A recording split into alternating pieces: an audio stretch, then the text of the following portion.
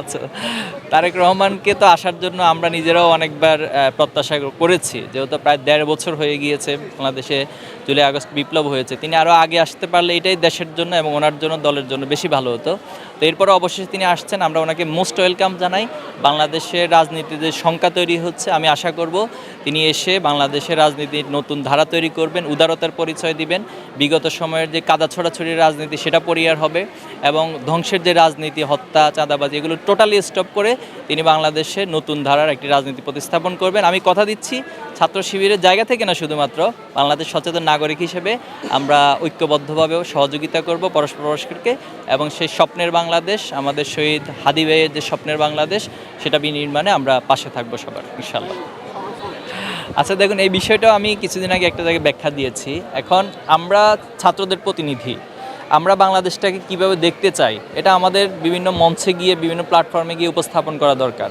তো সে জায়গা থেকে জামাত ইসলামী বা অন্যান্য ইসলামিক দলগুলো আমাদেরকে ইনভাইট করছে, আমরা সেখানে যাচ্ছি, বা ছাত্র সংসদ যা নির্বাচিত তাদেরকে ইনভাইট করে যাচ্ছে। তো আমি এই আহ্বানটা প্রত্যেকটা রাজনৈতিক দলের কাছে রাখতে চাই যে আপনারা সকল ছাত্র প্রতিনিধিদেরকে আপনাদের যে নির্বাচনী প্রচারণা সেখানে নিয়ে যাবেন। তারা শিক্ষার্থীদের মনের কথাগুলো তুলে ধরবে, বাংলাদেশকে নিয়ে যে স্বপ্ন তারা দেখে সেই স্বপ্ন কথাগুলো তুলে ধরবে। আমি আশা করি এর মধ্য দিয়ে একটা নতুন রাজনৈতিক সংস্কৃতি তৈরি হবে।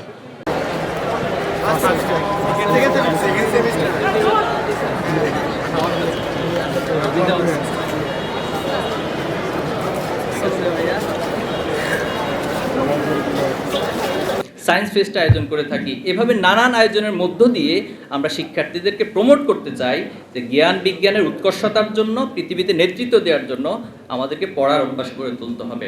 এবং একটা তথ্য আপনাদের সাথে আমরা শেয়ার করছি যে ছাত্র শিবির 2026 সাল থেকে 2045 সাল পর্যন্ত এই 20 বছর ব্যাপী একটি রিডিং মুভমেন্টের উদ্যোগ আমরা গ্রহণ করেছি। আমরা পৃথিবীর অন্যান্য দেশগুলো যে মডেলগুলো তারা ফলো করে, বিশেষ করে অনেক কান্ট্রিতে আছে যে তারা রিডিং আওয়ার নামে একটা আওয়ার কাজ করে, যে কোনো প্রতিষ্ঠানে একটা ঘন্টা থাকে, এই ঘন্টা সবাইকে পড়তে হয়।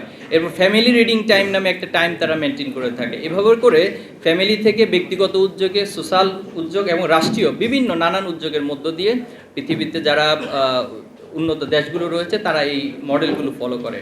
তো ছাত্র শিবিরও আমরা এই রিডিং মুভমেন্টের মধ্য দিয়ে একটা উদ্দেশ্য বাস্তবায়ন করতে চাই যে আমাদের অন্যান্য কাজগুলো যেমন একটা অভ্যাসে পরিণত হয়, আমাদের দৈনন্দিন কাজগুলো, বই পড়াটাও সামষ্টিকভাবে পুরো প্রজন্মের মাঝে একটা অভ্যাসে পরিণত হবে। এবং আমরা বিশ্বাস করি যে আপনারা সকলে যদি সহযোগিতা করেন, ইনশাআল্লাহ রিডিং মুভমেন্টের মধ্য দিয়ে 2045 সালে আমরা আমাদের একটি লক্ষ্যমাত্রায় পৌঁছে যাব ইনশাআল্লাহ। তো আমরা আজকে আমাদের প্রধান অতিথি সহ এখানে যারা এসেছেন সকলকে আন্তরিকভাবে ধন্যবাদ জানাচ্ছি, কৃতজ্ঞতা জানাচ্ছি, এবং যারা পুরস্কৃত হয়েছেন আপনাদেরকে অভিনন্দন। যারা পুরস্কৃত হতে পারেননি, ইনশাআল্লাহ আপনারা ভবিষ্যতে আরও ভালো করবেন, এবং সেই প্রত্যাশা রেখে একটি পড়ুয়া প্রজন্ম অথবা যারা এই পড়ার মধ্য দিয়ে আগামী দিনে জ্ঞান বিজ্ঞানে শুধু বাংলাদেশকে নয় পুরো পৃথিবীতে তারা নেতৃত্ব দেবে, সেই প্রজন্ম গড়ে উঠবে, সেই প্রত্যাশা রেখে আপনাদের